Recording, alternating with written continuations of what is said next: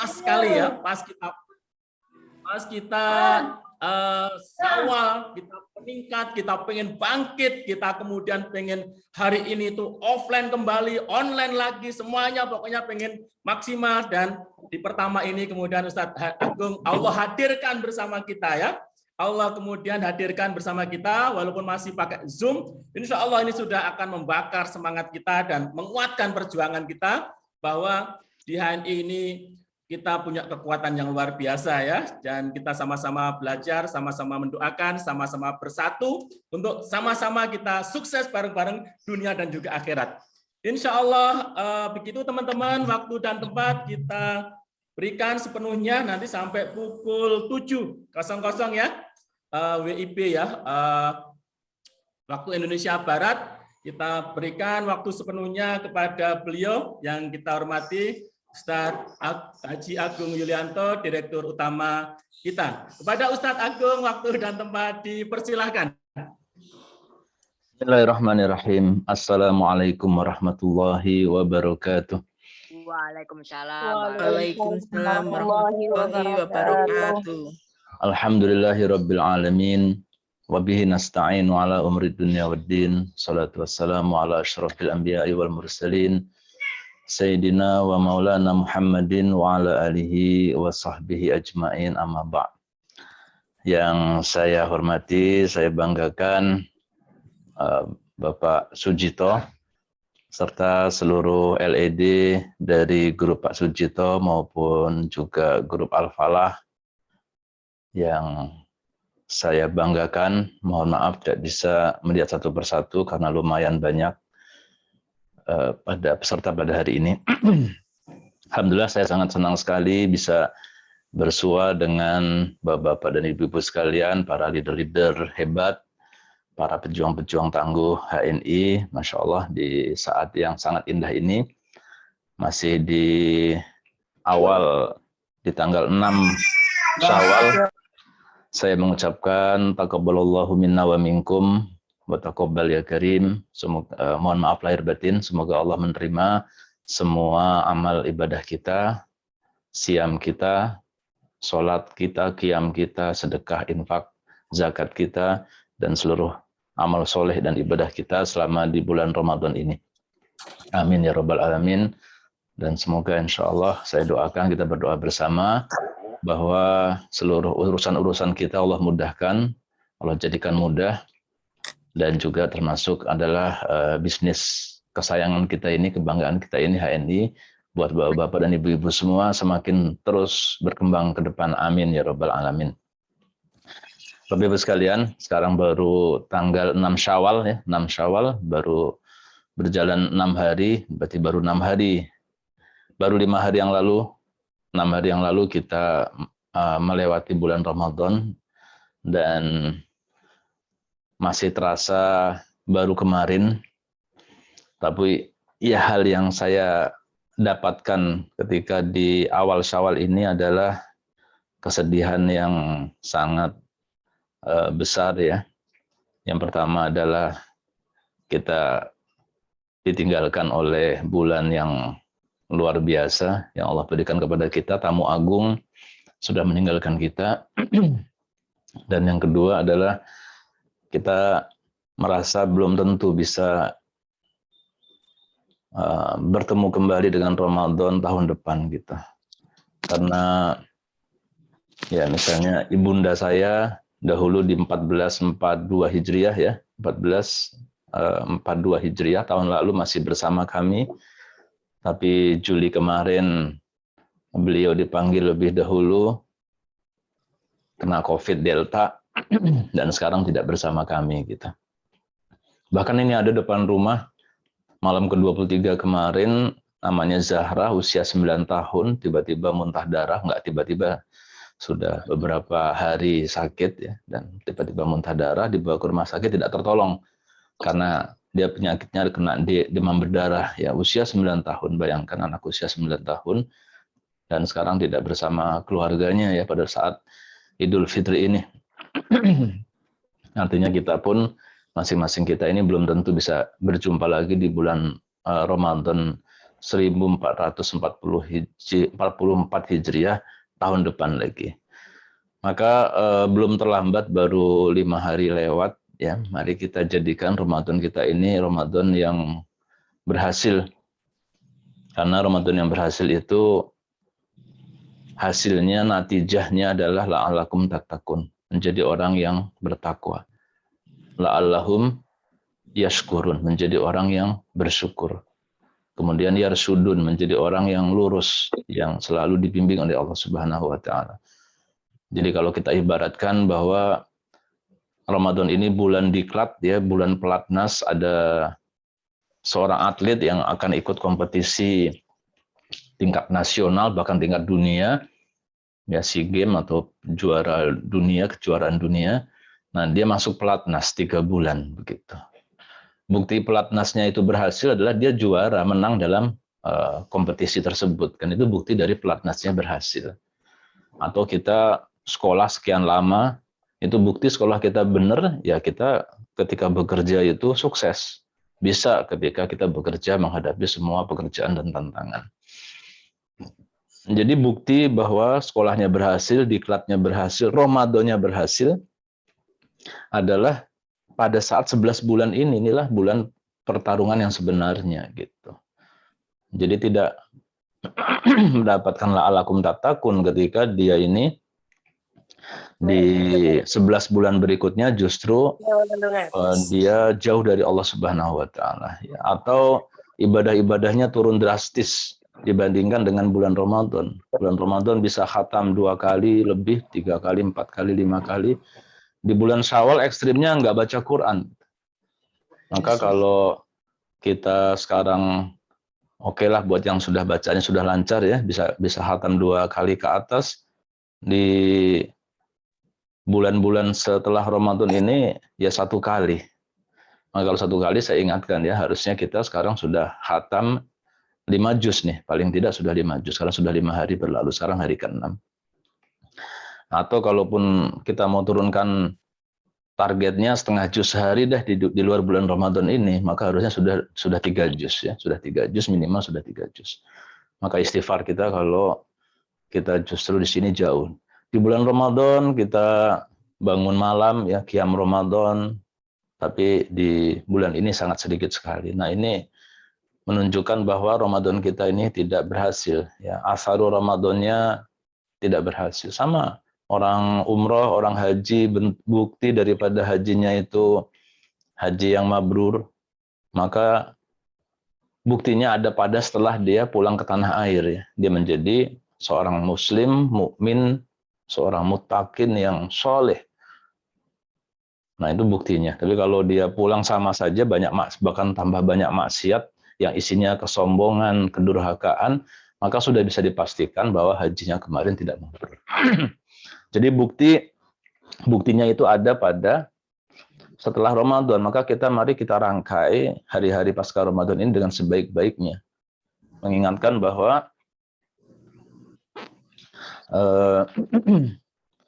Imam Syekh Ibnu Taimiyah ya, mengatakan bahwa al-ibratu bil kamalin nihayah wala binaqsil bidayah.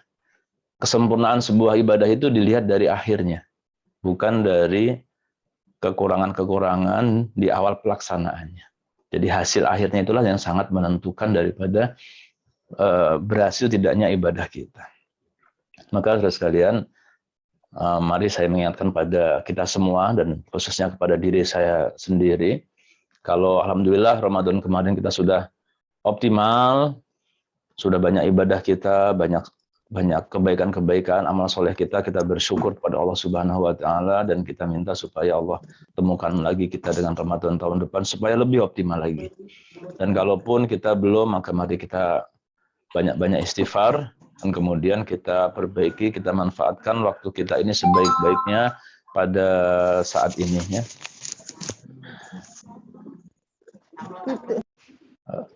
Oke. Baik, Bapak Ibu sekalian. Seorang ulama terkemuka dari Yaman, Hadramaut, itu namanya Syekh Salim Hadromi. Suatu ketika di akhir bulan Ramadan beliau ceramah di hadapan khalayak, kemudian beliau mengutip kisah ketika Rasulullah SAW wafat. Ya, pada saat tersebut sahabat-sahabat terdekat tidak bisa menerima, termasuk Umar, dan kaum muslimin yang di pelosok banyak yang kemudian ingkar karena merasa nabinya sudah wafat. Ya. Maka kemudian datanglah Sayyidina Abu Bakar As-Siddiq dan beliau membaca sebuah ayat, wa ma Muhammadun illa rasul qad khalat min qablihi rusul, bahwa Nabi Muhammad SAW itu adalah seorang rasul dan telah berlalu rasul-rasul sebelumnya. Afa immata au qutilang qalabatum ala aqabikum. Apakah kalau rasul tersebut meninggal atau terbunuh, kamu akan berbalik ke belakang? Ya. Wa ma yanqalib ala aqibaihi fala yadurullaha syai'a. Dan barang siapa yang berpaling lagi, murtad lagi, maka sungguhnya tidak bisa memudaratkan Allah sedikit pun. Setelah mendengar Abu Bakar membaca ayat tersebut, Umar tersadar. Dan saat itu pun juga kaum muslimin tersadar. Nah, sebagaimana kejadian saat tersebut, kemudian Sayyidina Abu Bakar berkata bahwa barang siapa yang menyembah Muhammad, ketahuilah bahwa ia telah wafat. Dan barang siapa yang menyembah Allah, maka sungguhnya dia akan selalu hidup dan tidak pernah mati. Itu kata Sayyidina Abu Bakar As-Siddiq radhiyallahu an. Maka sebagaimana yang dikatakan oleh Abu Bakar tadi, pada saat ini pun sama.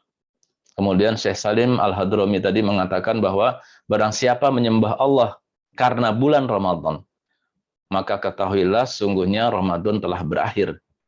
Tapi barang siapa menyembah Allah karena Allah semata, maka sesungguhnya dia Allah selalu hidup dan tidak akan pernah mati. Nah, saudara sekalian, maka ajakan tulus dan bijak ini merupakan peringatan keras kepada kita, pentingnya kita kembali kepada Allah tanpa menghiraukan ruang waktu. Ya, mengingat kebanyakan kita ini masih beribadahnya itu ya karena memang faktor motivasi ibadah itu macam-macam dan itu betul semua, nggak ada masalah gitu. Nah, ketika kita ini beribadahnya masih karena faktor hanya satu hal, yaitu iming-iming, dan bukan iming-iming, memang betul kita diberikan pahala yang begitu berlipat ganda di bulan Ramadan. Sehingga ketika bulan Ramadan, bulan pelipat gandaan pahala ini selesai, nah, yang khawatirnya selesai juga ibadah-ibadah kita. Nah, ini yang akan menjadi masalah bagi kita. Bapak Ibu sekalian, saya ingin memberikan rahasia dari akhir Ramadan ini, terkait juga nanti dengan bisnis kita, dengan usaha kita, dengan perjuangan kita HNI ini, sangat berkaitan sekali. Ya. Bahwa ada rahasia yang sangat luar biasa pada akhir bulan Ramadan ini kalau kita memahami. Begini, jadi motivasi orang buat beribadah itu macam-macam, dan itu benar semua, nggak ada yang salah. Ya. Hanya saja bergantung kepada makom atau kedudukan derajat ya daripada orang tersebut, derajat keimanan, derajat ketakwaannya. Yang pertama, ada orang yang beribadah dia karena mengharapkan pahala Allah, yang disebut dengan ar-rojun. Ar-rojun dari kata roja, pengharapan. Ya, ar-roja, dia mengharapkan pahala, dan ini betul, ini nggak jadi masalah, bagus ya, sangat baik sekali. Ketika pahala dilipat gandakan di bulan Ramadan, bahwa bisa sampai menjadi 700 kali, ya, bahwa kullu amalin ibni Adam yudha'afu, dilipat gandakan, ya, al-hasanatu bi'asri amsaliha, saat satu kebaikan dibalas 10 ila sab'i mi'atin di'fin, sampai 700 kali. Dan 700 kali ini dikaitkannya dengan Ramadan, karena lanjutan hadisnya adalah bahwasannya illa syam asyamu li wa ana ajzi bihi fa innahu li wa ana ajzi bihi. Nah, dikaitkan dengan siam. Berarti yang bisa sampai pelipat gandanya maksimal itu adalah Ramadan. Ini sudah kita lalui semua. Bahkan bukan cuma 700 kali, bisa 30.000 kali. Apa itu? Yaitu ibadah-ibadah pada malam Lailatul Qadar, pada malam Qadar, sampai 30.000 kali, ya kan? 1000 bulan, 1000 kali 30.000 kali. Ini sudah kita lakukan dan kita alhamdulillah kita bersyukur memotivasi kita, membentuk kita menjadi orang-orang yang lebih hebat beribadahnya. Ya, alhamdulillah kita dimudahkan sekali bisa khatam berkali-kali pada saat bulan Ramadan.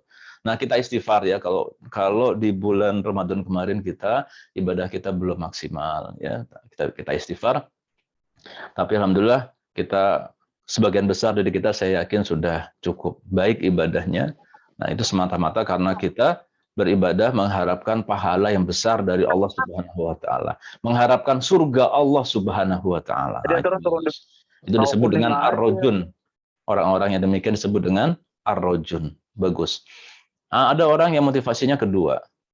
Ya, motivasi kedua yaitu disebut dengan al-khaufun. Dari kata khauf, dia takut dengan azab Allah Subhanahu wa taala. Jadi dia beribadah, beramal soleh, taubat ini karena apa? Karena dia takut. Dan bulan Ramadan bulan maghfirah, bulan ampunan. Man shoma ramadanan imanan wahtisaban ghufira lahu ma taqaddama min dzambi. Jadi ampuni. Maka orang-orang ada yang beribadah, beramal soleh, qiyam, shaum dan sebagainya itu karena mengharapkan ampunan Allah, karena takut kepada azab Allah Subhanahu wa taala. Nah, ini bagus al-khaufun. Maka banyak yang demikian juga. Tapi Bapak Ibu sekalian, ada sebuah motivasi lain yang makomnya lebih tinggi lagi ya. Sekali lagi makom yang pertama yang tadi, baik ar-rajun sama al-khaufun ini tidak menjadi masalah, itu bagus. Tapi kalau kita bisa masuk kepada makom yang lebih tinggi lagi, sebagaimana Imam Ghazali itu ketika membahas akidah, mengibaratkan seperti burung. Burung ini punya dua sayap dan punya kepala. Burung ini tidak akan terbang sampai ke tujuan kalau tidak menggunakan tiga komponen ini, yaitu sayap kiri kanan dan kemudian kepalanya sebagai pengarah ya, sebagai yang mengarahkan tujuan. Maka sayap kanan kiri ini adalah roja wal khauf, pengharapan dan rasa takut kepada Allah Subhanahu wa taala.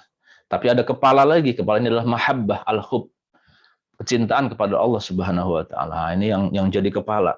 Maka ada orang yang derajatnya makomnya lebih tinggi ya, dia beribadah karena cinta kepada Allah Subhanahu wa taala. Dan cinta ini didasari juga oleh kesyukuran yang tinggi ya. Dia bersyukur dengan seluruh pemberian Allah, anugerah Allah, maka dia beribadah kepada Allah Subhanahu wa taala. Dia beramal soleh pun karena dia semata-mata karena memang dia mengikuti perintah Allah Subhanahu wa taala. Nah, begitu. Maka pada saat ini kemudian tidak berkurang ya, atau kalaupun berkurang sedikit saja berkurangnya karena motivasinya bukan cuma pahala, tapi lebih kepada cinta kepada Allah Subhanahu wa taala. Maka dia qiyamnya terus diteruskan, ibadah-ibadahnya, zakat, infak, sedekahnya terus karena yang diharapkan adalah kecintaan Allah Subhanahu wa taala. Nah, semoga ini disebut dengan al-arifun. Semoga kita termasuk ya ke dalam golongan al-arif ini. Al-arif billah, orang yang mengenal Allah Subhanahu wa taala. Nanti kenapa dikatakan al-arifun? Karena arafa itu mengenal, ma'rifat ya. Yaitu orang yang mengenal Allah Subhanahu wa taala. Nah, Bapak sekalian, jadi semoga mari kita ingatkan pada bulan ini kita semakin menjaga ibadah-ibadah kita lebih baik lagi ya, mempertahankan ibadah-ibadah kita yang sudah baik pada bulan Ramadan untuk kita pertahankan pada bulan ini, karena kita itulah juga diantaranya hikmah kita disunahkan untuk saum Syawal sebagai bukti melanjutkan dari kebiasaan-kebiasaan saum kita yang baik. Itu saum Syawal 6 hari itu bisa jadi lebih berat daripada saum Ramadan. Kenapa buktinya? Ya, saum Ramadan yang melaksanakan banyak 30 hari, tapi saum Syawal lebih sedikit yang melaksanakan. Berarti lebih berat, tantangannya lebih berat. Tapi itulah bukti dari seorang arifun. Seorang al-arifun, dia akan meneruskan amal-amal solehnya pada bulan-bulan yang lain. Nah, rahasianya Bapak Ibu sekalian, al-arifun itu adalah orang yang mengenal Allah Subhanahu wa taala, orang yang mengenal Allah, orang dekat kepada Allah Subhanahu wa taala. Dia adalah kekasih Allah Subhanahu wa taala. Jadi kita punya peluang pada saat ini, di saat bulan Syawal ini, untuk semakin mendekatkan diri kita kepada Allah, untuk meningkatkan derajat makom daripada keimanan kita. Karena makom ini memang ada dalam hadis disebutkan ya, makom maupun dalam ayat, yaitu ada orang yang makomnya baru sampai Islam, ya Muslim, seorang Muslim, tapi ada yang sudah naik menjadi mukmin.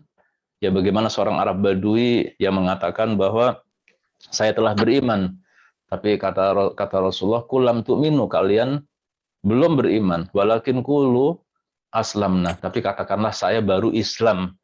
Nah, jadi memang ada Muslim, ada mukmin, tapi berikutnya ada lagi kalau dalam hadis muhsin, ya muhsin atau derajat muttaqin. Nah itu lebih tinggi lagi, ya. Tapi ada satu derajat yang minimal sama dengan muttaqin dan mukmin, tapi lebih tinggi lagi, yaitu derajat kekasih Allah, yaitu seorang waliullah. Inna auliya Allahi la khaufun alaihim wa lahum yahzanun.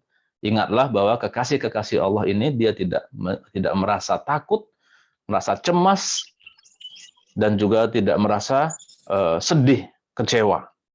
Siapa mereka? Alladzina amanu wa kanu yattaqun. Mereka adalah orang-orang yang beriman dan bertakwa. Jadi orang beriman bertakwa ini adalah para kekasih-kekasih Allah Subhanahu wa taala. Maka kita berkesempatan pada saat ini membuktikan bahwa kita bisa menjadi kekasih Allah Subhanahu wa taala. Nah, itu. Nah, apa kaitan dengan bisnis kita, Bapak Ibu sekalian? Mari kita renungkan hadis qudsi sahih Bukhari. Disebutkan bahwa Allah berfirman, "Man adali waliyan faqad adantuhu bil harbi." Hadisnya panjang. Jadi awalnya adalah man adali waliyan, barang siapa yang memusuhi waliku, termasuk mengganggu, termasuk apalagi menyakiti kekasih-kekasihku, maka apa? Faqad adantuhu bil harbi. Perhatikan kata faqad adantuhu. Adantuhu ini fi'il madhi. Ketika fi'il madhi diawali dengan qad, itu artinya adalah keniscayaan, artinya adalah kepastian. Ya, seperti qad aflahal mu'minun. Seorang beriman itu pasti akan sukses, akan berhasil, akan menang. Maka kalau ada yang mengganggu kekasih Allah, faqad adantuhu bil harbi. Maka ya Allah mengumumkan bil harbi, perang kepadanya. Nah, harbi di sini makna selain perang juga adalah persaingan, ya, kompetisi, pertarungan. Nah, kita ini berada dalam dunia pertarungan ekonomi. Sehingga kita bisa meyakini kalau kita ingin dibela oleh Allah Subhanahu wa taala, Bapak Ibu sekalian, maka para agen-agen HNI ini, member-member HNI ini, keluarga besar HNI ini harus banyak yang menjadi waliullah, menjadi kekasih Allah Subhanahu wa taala. Subhanallah. Saya yakin kalau kita semua di sini, Pak Jito, Pak Bagus, semua LED di sini, semuanya takarub kepada Allah, ibadahnya baik, udah pasti dibela oleh Allah Subhanahu wa taala. Dan menjadi kekasih Allah itu, Bapak Ibu sekalian, luar biasa rasanya. Itulah kebahagiaan yang sejati. Bukan kebahagiaan sejati itu bukan menjadi platinum, menjadi LED, bukan. Itu sarana saja, itu sarana agar kita bisa lebih mudah untuk mencapai tujuan ini. Itu menjadi kekasih Allah Subhanahu wa taala. Ya. Karena apa? Hadisnya panjang dan di bawahnya adalah hatta uhibbahu, hingga aku mencintainya. Nah, jadi kata kunci daripada menjadi kekasih Allah ini, ya tadi seperti al-arifun tadi kan, mengenal, orang yang mengenal, orang yang faham gitu. Nah, kalau sudah faham, dia akan bisa mudah untuk menapaki jalur cinta. Ya, jalur kecintaan. Nah, kecintaan inilah akan menjadi kekasih nantinya. Tanpa cinta nggak mungkin. Nah, hadis ini kemudian setelah kita melakukan syarat-syarat bagaimana menjadi wali kekasih Allah, hatta uhibbahu, hingga aku Allah mencintainya. Subhanallah. Sampai bagaimana Allah mencintai kita gitu. Nah, kalau kita sudah menjadi kekasih Allah, Allah mencintai kita. Jadi menjadi kekasih ini bukan target dan tujuan, ya, tapi ini adalah akibat dari ikhtiar kita, ya, akibat dari ikhtiar kita. Kalau sudah hatta uhibbahu apa? Faida ahbabtuhu, dan kalau aku sudah mencintai seorang hamba tadi, maka kuntu sam'ahu alladhi yasma'u bihi. Maka akan menjadi pendengarannya ketika dia mendengar. Masya Allah. Nah, para mufassir hadis menerjemahkan aku menjadi pendengarannya, itu maknanya adalah menjaga pendengarannya. Ya, wa basarahu allati yubsiru bihi, menjadi penglihatannya ketika dia melihat. Wa yadahu allati yabtushu biha, menjadi tangannya ketika dia bertindak. Wa rijlahu allati yamshi biha, menjadi kakinya ketika dia berjalan. Subhanallah. Berarti seorang waliullah akan merasakan ya kehadiran Allah dalam setiap relung hidupnya. Ini dahsyat luar biasa. Ini kenikmatan yang amat sangat luar biasa. Ya. Nah, kemudian apa? Wa in sa'alani la'u'tiyannahu. Dan kalau dia meminta, pasti akan aku kabulkan. Masya Allah. Ini Bapak Ibu sekalian, wali itu, kekasih Allah itu, kalau minta dikabulkan. Ya, seperti sahabat ya, ada berbagai macam sahabat, karena bentuk dari merasakan kehadiran Allah Subhanahu wa taala tadi adalah dia bisa melihat banyak keajaiban-keajaiban dalam dirinya, dalam kehidupannya.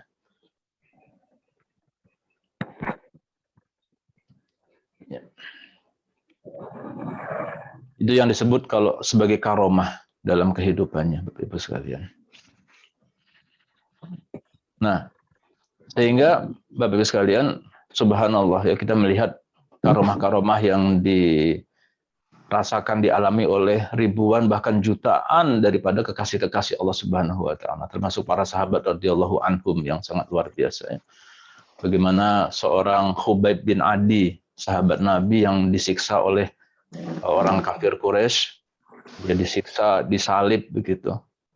Tapi habis disiksa ketika pagi-pagi dijumpai beliau itu sudah mukanya berseri-seri, sudah habis mandi, rambutnya disisir rapi, dan memegang anggur di tangannya. Padahal di Mekah, Madinah, di kawasan Jazirah Arab tidak ada anggur, itu Masya Allah. Atau kita mengenal sahabat yang bernama Al-Bara, yaitu beliau itu kalau sampai minta sama Allah diiringi sumpah itu pasti dikabulkan. Sampai suatu ketika beliau membawa pasukan menyeberangi menuju ke Afrika, di depannya ada sungai. Ya, sungai yang dalam gitu, sungainya nggak bisa lewat, maka beliau kemudian bersumpah minta kepada Allah Subhanahu Wa Taala, pasukannya disuruh jalan saja, seluruh pasukan jalan menyeberangi sungai yang dalam tersebut dan tidak ada yang pelananya basah. Nah, ini para sahabat radhiyallahu anhum, para tabiin juga begitu, penghulu para tabiin Imam Hasan Basri. Itu beliau kalau sampai ada yang menyakitinya, maka orang yang menyakitinya itu kalau beliau sampai merasa tersakiti, maka langsung celaka gitu. Bahkan sampai mati mengenaskan. Ini dialami ya, kalau kisah-kisah wali sepanjang sejarah banyak juga yang mengalami seperti itu. Nah, makanya kita harus hati-hati ya, hati-hati. Kenapa wali itu Allah rahasiakan? Wali itu defaultnya adalah majhul fil ardi masyhur fis sama, orang yang dia itu tidak dikenal di bumi, tapi dia sangat terkenal di langit. Itulah wali. Walaupun nanti ada juga yang masyhur di bumi, tapi itu pasti ada tujuan-tujuan khusus. Sehingga kita harus hati-hati sama setiap orang. Kalau ada wali, kita nggak sengaja kita marahin, kita sakiti hatinya, wah kita bisa bahaya itu. Langsung dikumandangkan perang sama Allah Subhanahu Wa Taala. Ya, kita ketemu gembel, ketemu siapa orang yang kita anggap hina, jangan sekali-kali kita menyakiti hatinya atau melecehkannya, merendahkannya. Bisa jadi dia waliullah. Nah, itu yang la yu'raful wali ilal wali. Ya, tidak diketahui seorang wali itu melainkan oleh wali juga. Nah, Bapak Ibu sekalian rahimakumullah, nah itu yang luar biasa ya. Bahkan kemudian tadi wa idza sa'alani la'u'tiyannahu. Kalau minta itu Allah. Tapi lihat ya, seorang wali itu ketika tadi seperti Imam Hasan Basri, kalau beliau disakiti, orang yang menyakitinya celaka. Maka efeknya bukan kemudian dia petantang-petenteng ya, nyari musuh, enggak. Justru beliau sangat hati-hati untuk jangan sampai dia itu dibenci sama orang. Kalau dia sampai dibenci sama orang, orangnya celaka. Atau ketika dia ini bisa minta sama Allah, semuanya dikabulkan. Apakah dia lantas meminta sesuatu yang tidak meminta dunia? Enggak. Wali itu hatinya sudah bersih. Sehingga dalam berbagai hadis kita jumpai redaksi-redaksi yang menarik seperti wa qabiltu lahud dunya, dan kata Allah, ini hadis qudsi juga, aku datangkan kepadanya dunia, aku hadirkan kepadanya, diberikan dunia. kepadanya, kepada kekasih Allah tadi. Wa huwa ragimatun, padahal dia tidak menghendakinya, enggan menerimanya. Wa illam yuridha, dan dia nggak pengen sama dunia tadi. Itu yang luar biasa seorang wali itu, kekasih Allah itu. Ya. Nah, maka itu harusnya menjadi motivasi kita untuk beribadah ya, beribadah sehingga itu bukan sebuah target title S1, S2, S3, bukan. Terus berproses saja, karena intinya seluruh orang yang beriman dan bertakwa itu waliullah. Cuma memang makomnya berbeda-beda begitu. Sehingga kita, orang yang sudah memahami hal ini, dia akan berusaha selalu meningkatkan keimanan dan ketakwaannya, karena akan seiring dengan semakin besarnya cinta kepada Allah. Cinta dan dicintai oleh Allah Subhanahu wa taala. Nah, begitu. Dan juga kita insya Allah kalau banyak wali ini kita akan dilindungi oleh Allah Subhanahu wa taala. Kalau di HNI banyak wali, maka banyak aulia, maka HNI ini akan dilindungi oleh Allah Subhanahu wa taala. Karena lanjutan hadisnya, wala ini sta'adani la'u'idannahu. Dan kalau dia minta tolong pasti akan aku lindungi. Nah, saudara sekalian, sehingga wali ini derajatnya itu sudah masuk ke tadi ya, level al-arifun, bahwa dia itu beribadah itu memang bukan semata-mata karena pahala. Kalau pahala udah diskonnya, obral pahalanya udah lewat kemarin gitu. Kita punya motivasi yang lain yang insya Allah nggak kalah kuat lagi, yaitu ingin dicintai dan mencintai Allah Subhanahu wa taala.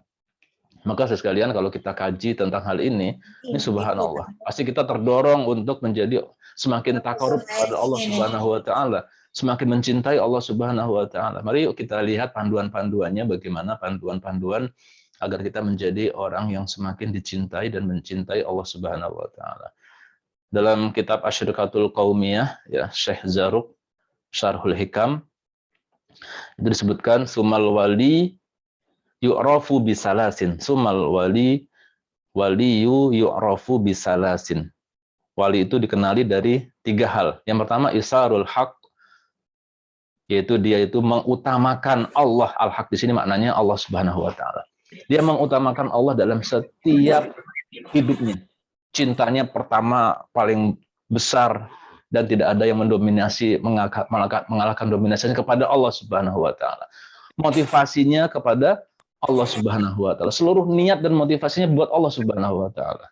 Dia sekolah, motivasinya lillahi taala. Dia berjuang di HNI, motivasinya lillahi taala.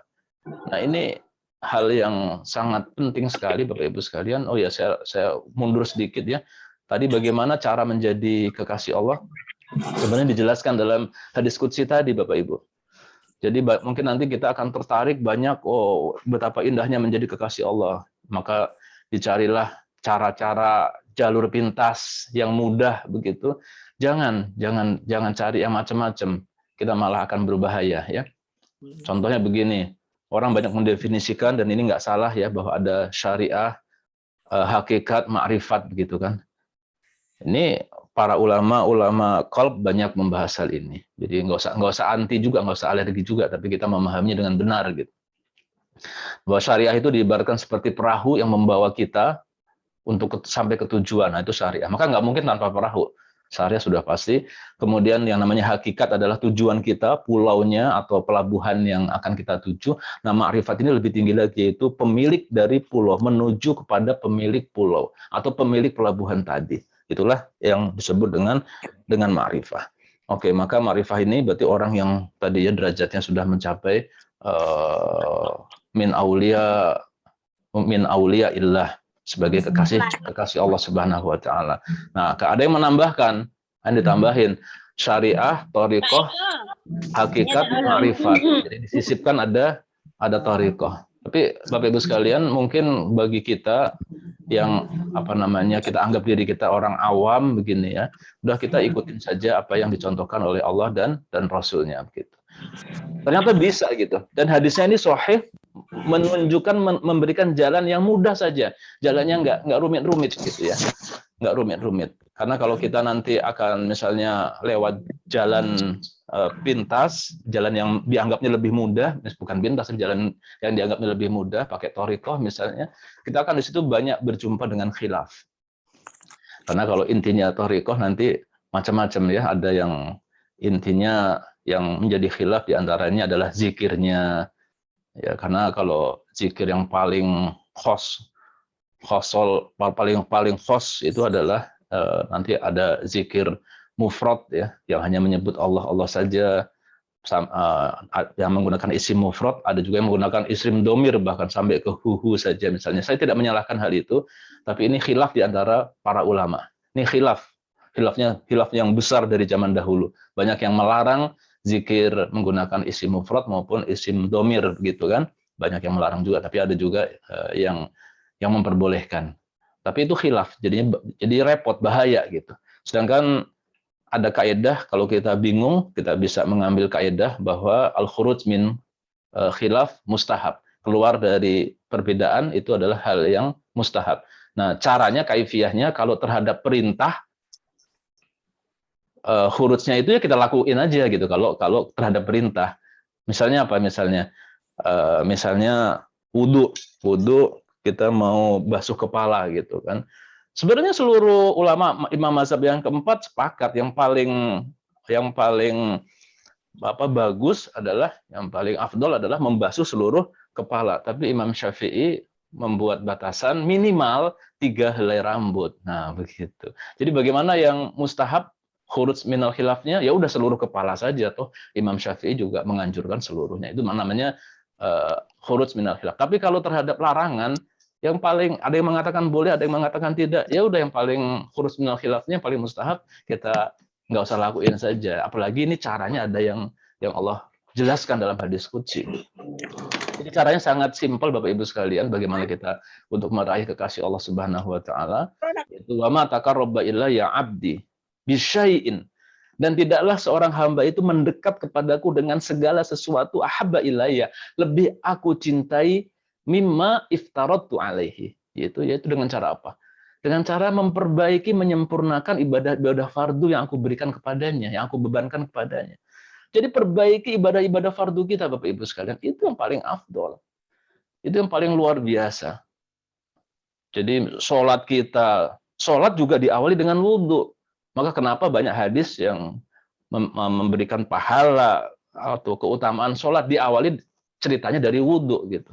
Karena kalau wudhunya kita tidak sempurna, maka sholat kita pun tidak sempurna juga. Kita mulai dari wudhu.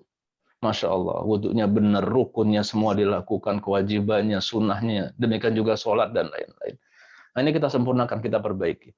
Mungkin saya mengingatkan, kebanyakan kita alfa menurut saya, nih, mohon maaf, menurut saya itu banyak alfa ketika di bab rukun niat. Ya, kenapa kok alfa? Ya banyak, karena kita banyak yang tidak. Memang namanya niat itu pasti kan dalam hati ya, esensinya itu dalam hati gitu. Tapi saking sudah dalam hatinya gitu, kita kemudian banyak mengotomatiskan niat ini. Ya contohnya misalnya kita mandi junub ya, dibarengkan dengan mandi biasa. Pas selesai mandi kita bingung, tadi udah niat belum ya? Itu kan bahaya. Karena ketika kita mandi junub nggak pakai niat, itu nilainya nilai mandi biasa itu. Hadas besarnya tidak hilang. Nah, itu yang repot ya, yang bahaya. Atau ketika kita mau sholat, langsung saja Allahu Akbar, udah nggak pakai mikir niat lagi. Kalau kita masih muda, pikiran masih tokcer, wah nggak jadi masalah. Begitu sudah sepuh, bingung. Tadi sholat apa saya ya? Begitu kan repot. Ya, pas sholat maghrib jadi imam karena nggak konsen, nggak pakai niat, nggak memasukkan niat saat akan memulai sholat, dia bingung berapa rakaat dan seterusnya. Ini sering kejadian Bapak Ibu sekalian. Maka kita coba ketika kita mau melakukan amal ibadah, kita connect kepada Allah Subhanahu wa taala. Nah, niat ini walaupun kewajiban niat itu menurut Imam Syafi'i itu hanya ada 3 kata ya, yaitu kata dalam sholat misalnya usolinya, kemudian fardunya atau sunnahnya, dan nama sholatnya, usoli fardul isya'i misalnya, hanya ada itu. Tetapi esensi dari niat yang paling penting ini, kita connect sama Allah dalam setiap awal perbuatan gitu. Coba mau Bapak Ibu mau wudhu dan rasakan langsung connect sama Allah, ingat Allah ya, sambil kita niatkan ketika wudhu tadi bahwa kita ingin menghilangkan hadas kecil ini karena Allah. Connect kepada Allah lillahi ta'ala, maka kalimat lillahi ta'ala ini menjadi sangat penting. Saya yakin Bapak Ibu ini pengaruhnya besar sekali. Cobain deh. Mau wudhu ingat sama Allah dulu. Reorientasi karena Allah. Mau sholat kita reorientasi kepada Allah Subhanahu wa Ta'ala. Nah, itu saja mungkin coba dari niat saja udah luar biasa. Wudhu kita perhatikan semuanya, siku sampai di siku dibasuhnya, jangan sampai ada yang tidak terbasuh dan seterusnya. Membasuh kepala kita sempurnakan sampai seluruh kepala. Insya Allah itu akan sangat luar biasa. Nah, tentang niat ini sedikit, maaf kalau agak panjang lebar, karena kalau kita kaji imam mazhab yang 4, Bapak Ibu sangat memperhatikan masalah niat ini. Sampai Imam Syafi'i itu mengatakan bahwa memasukkan niat itu pada saat awal rukun yang pertama. Jadi kalau pas sholat itu pada saat rukun pertama apa? Takbiratul ihram. Saat itulah memasukkan niat gitu. Nah, Imam Maliki sama di awal daripada ibadah, tapi nggak mesti bareng rukun pertama. Ya boleh beberapa saat, tapi tidak terlalu jauh begitu. Artinya semua imam mazhab yang 4 memperhatikan betul masalah niat ini. Nah, coba kita lebih konsentrasi. Kalau bagi saya, sekali lagi ini pendapat saya pribadi, karena saya dhaif, ingatan saya lemah, ya saya ingin mentakkid niat itu dengan lafaz, ya nggak jadi masalah. Dan itu imam mazhab yang mensunahkan ada, yaitu Imam Syafi'i, ya boleh-boleh saja. Tapi saya rasa ini hal yang sangat luar biasa ketika kita memulai berniat buat melakukan amalan-amalan fardu dengan sebaik-baiknya, seluruhnya kita sempurnakan dengan sebaik-baiknya, termasuk tu'maninahnya dan lain-lainnya. Itu sangat luar biasa. Baik, waktunya nggak panjang. Kalau lewat-lewat dikit nggak apa-apa, Pak Jito, ya, biar utuh. Nah, lanjutnya adalah wa ma yazalu abdi, dan kemudian berikutnya ya taqarrabu ilayya, hambaku itu akan meneruskan untuk bertakarub, mendekatkan diri kepadaku. Nah, apa? Dengan bin nawafil, dengan ibadah-ibadah sunnah. Setelah fardunya oke, tambahin dengan ibadah-ibadah sunnah, Bapak Ibu sekalian. Masya Allah. Tambahin semuanya. Nah, sekarang kita harus ingat, harus lihat mana sunnah-sunnah yang mu'akadah. Sunnah-sunnah yang penting. Ya, kita tadi kemarin sudah berada di bulan Ramadan. Itu sunnah-sunnah yang kita lakukan terusin. Baca Quran, sedekah, termasuk ada satu yang luar biasa yang kita lakukan, yaitu witir. Bapak Ibu, di bulan Ramadan bayangkan nih, lagi di bulan Ramadan, habis Isya kita taraweh, pas taraweh, habis taraweh, nggak ikutan witir. Alasannya nanti witirnya mau di rumah sambil tahajud. Sampai di rumah bangunnya agak mepet waktu sahurnya, akhirnya nggak witir. Pertanyaannya adalah lebih mu'akadah mana, lebih afdol mana, qiyamul lail, walaupun witir pun qiyamul lail ya, dengan witir. Jawabannya adalah witir. Rasulullah SAW tidak pernah meninggalkan witir, kalaupun kelewat mengkodoknya saat duha. Atau bahkan para sahabat ada yang saking pentingnya witir ini dilakukannya sebelum tidur gitu. Nah, imam mazhab yang keempat semuanya mengatakan sunnah mu'akadah, tapi ada satu Imam Abu Hanifah yang mengatakan witir itu wajib karena Rasulullah nggak pernah meninggalkan. Nah, maka saya di sini memberikan sesuatu yang yang mudah saja bagi kita. Qiyamul lail kita ini paling enggak yang jangan ditinggalin witir, paling enggak itu. Ya, witir. Kemudian yang kedua adalah ya ini kalau bin nawafil ya, yang kalau bisa jangan kita tinggalkan. Ibadah sunnah dengan ibadah wajib lebih banyak mana pahalanya? Pasti kita akan menjawab ibadah wajib. Itu perbandingan pahalanya seperti bumi dan langit, Bapak Ibu sekalian. Tapi ada ibadah sunnah yang berkait dengan ibadah wajib. Apa itu? Sholat sunnah qabliyah dan ba'diyah. Karena kalau dalam ibadah wajib kita, sholat 5 waktu kita ada kekurangan-kekurangan, kurang khusyuk dan lain-lain, bacaannya kurang bagus dan lain-lain, itu akan disempurnakan dengan qabliyah dan ba'diyah kita. Jangan pernah tinggalkan qabliyah dan ba'diyah. Ini nanti kita rutinkan dahulu, insya Allah, percayalah, Bapak Ibu akan dimudahkan buat qiyamul lail, buat tahajud yang lain. Bapak Ibu akan dimudahkan buat yang lain-lain, misalnya apa, duha, istikharah, dan lain-lain. Akan dimudahkan. Untuk sementara, kita gampangin saja dulu, dibikin simple, dibikin mudah. Dengan tekad kita tidak berusaha, tidak meninggalkan witir, dan qobliyah ba'diyah. Tentunya sesuai dengan aturan ya, kalau maghrib ya ba'diyah saja, dan seterusnya. Walaupun ada qobliyahnya antara sholat sunnahnya antara azan dan qomat. Nah, itu kita lakukan Bapak Ibu sekalian, itu saja kita lakukan dulu. Tilawah kita ya nggak bisa 1 juz ya, kita tekadkan 1 lembar per sholat ya, berarti 5 lembar atau setengah juz per hari. Kita tekadkan terus hal yang simpel yang kita mudah melakukannya. Sehingga apa? Kalau kita ini lakukan dengan baik, janji Allah dalam hadis sahih tersebut, hatta uhibbahu, hingga aku mencintainya. Nah, berarti kita akan bisa untuk dicintai oleh Allah Subhanahu wa taala. Dan kalau sudah dicintai oleh Allah, Masya Allah, itu luar biasa. Itu nikmatnya luar biasa. Itulah kenikmatan yang sangat dahsyat ya, sangat luar biasa. Nah, Bapak sekalian, dalam sebuah kajian kitab ya, itu ada 7 jalur kewalian. Ini kita bisa memilih nih jalur mana yang akan kita lakukan. Singkat cerita saja. Yang pertama jalur ilmu. Jalur ilmu. Maka kalau kita punya anak yang punya kecenderungan kepada agama, sekolahkan dia. Sekolahkan. Karena kalau menjadi ulama itu sangat dekat dengan menjadi kekasih Allah, menjadi wali Allah. Imam Syafi'i mengatakan, "Idzalam takunil ulama'u auliya Allahi." Kalau saja yang namanya ulama itu bukan waliullah, bukan kekasih Allah, maka fama 'alal wajhil ardi min wali. Maka di dunia ini enggak ada wali. Artinya apa? Beliau mengatakan derajat kewalian atau kecintaan Allah itu paling tinggi nomor 1 kepada ulama. Yarfa'illahu ladina amanu yarfa'illahu ladina amanu minkum waladina utul ilma darajat. Jadi yang paling pertama itu adalah ulama. Maka sekolahin tuh di cita-cita kalau punya anak nih Bapak Ibu sekalian, cita-citakan kuliah di Madinah University, Universitas Madinah, Masya Allah. Kayak Dr. Mawardi Muhammad Saleh. Orang lulusan sana hebat-hebat. Dr. Syekh Salim Segaf Al-Jufri. Dr. Hidayat Nur Wahid. Dr. Ustadz Bakhtiar Nasir. Dr. Samsir Ali yang imam masjid mana New York ya. Dan lain-lain. Termasuk Bapak Said Agil Siraj. Itu juga Madinah. Kemarin ketemu kita waktu ke sana ya. Itu beliau luar biasa. Ketika beliau menjadi Menteri Agama, UIN itu sama beliau dimasukin dari lulusan-lulusan Timur Tengah, Masya Allah.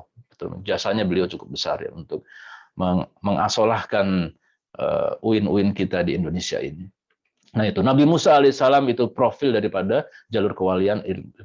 Nah ada lagi jalur kewalian yang lain, jalur kesabaran Bapak Ibu, kesabaran dan kezuhudan. Nah ini profilnya siapa? Nabi Ayub alaihissalam, kesabaran karena penyakitnya. Jadi kalau Allah kasih kepada kita bentuk penyakit, kesulitan hidup, nikmati. Itu adalah sarana wasilah yang Allah berikan kepada kita untuk semakin dicintai oleh Allah Subhanahu wa taala. Ya. Sehebat-hebatnya penyakit kita nggak bisa mengalahkan penyakitnya Nabi Ayub alaihissalam. Atau yang paling banyak orang menjadi wali adalah faktor kezuhudan. Tapi pertanyaannya begini Bapak Ibu. Ntar saya akan tanya setelah berikutnya. Ada jalur yang lain, jalur kepemimpinan dan jalur kesyukuran. Profilnya banyak. Ada Nabi Daud alaihissalam, Nabi Yusuf alaihissalam, Nabi Sulaiman alaihissalam. Itu jalur kepemimpinan. Jadi namanya wali itu nggak mesti dia di masjid atau bertapa di gunung, nggak. Bisa jadi dia adalah di panggung-panggung pemerintahan, bisa jadi gubernur, menteri, presiden, bisa jadi. Ya, atau orang kaya sekalipun gitu. Nah, pertanyaannya Bapak sekalian, kalau kita tadi sudah mendekat kepada Allah hingga Allah mencintai kita, Allah melihat kita ini punya kapasitas layak ya untuk kita bisa memberi manfaat bagi orang banyak begitu. Pada kondisi sekarang nih, pada abad sekarang, kira-kira nih agar kita bisa bermanfaat bagi orang banyak, Allah kasih kita kewalian dari jalur kezuhudan atau dari jalur kesyukuran dan kepemimpinan. Ya, kalau pada masa dahulu ketika Islam sudah berjaya, mungkin lebih orang yang Allah cintai Allah kasih kezuhudan deh, kasih bentuknya kefakiran, kemiskinan biar semakin zuhud, semakin Allah cintai ya. Karena pada waktu itu kekuasaan sudah berada di tangan Islam. Ya, umat sudah sejahtera. Pada saat ini kita dibutuhkan adalah perjuangan. Maka saya yakin kalau kita mendekat kepada Allah, Allah akan kasih kita cinta dan menjadikan kita sebagai tadi ya, jalur kepemimpinan dan jalur kesyukuran. Karena berikutnya adalah jalur perjuangan. Ini Nabi Musa alaihissalam profilnya. Nabi Musa berkali-kali ya, beliau kepemimpinan ada, perjuangan ada, kezuhudan ada, keilmuan ada. Maka wajar ketika peringkat daripada Nabi Musa alaihissalam itu di langit ya ketika masa Isra Mi'raj itu bahkan lebih tinggi dari Nabi Ibrahim alaihissalam. Itu Nabi Musa ya. Nah, kemudian yang berikutnya jalur ketaatan. Nah, kita ini bisa ambil jalur ketaatan ya dengan cara yang sangat simpel tadi. Kita perbaiki ibadah-ibadah fardu kita dan kita sempurnakan tambah lagi dengan ibadah-ibadah sunnah semampu kita, nggak usah yang berlebihan. Ya, nggak usah yang berlebihan sehingga akhirnya kemudian waktunya pun kita nggak bisa panjang ya. Kalau berlebihan pasti kita nggak akan tahan. Yang lebih baik yang simple, singkat, kita mampu sehingga kita bisa dawam istimror dalam melakukannya. Maka saya yakin insya Allah Bapak Ibu sekalian kita bisa meraih kecintaan Allah, dan saya yakin kalau kecintaan Allah sudah kita peroleh, ya di antara kita ini banyak aulia Allah, maka HNI pun akan berjaya insya Allah.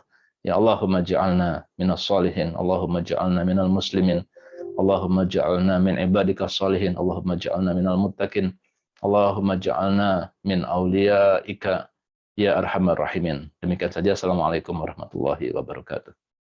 Waalaikumsalam Waalaikumsalam warahmatullahi wabarakatuh.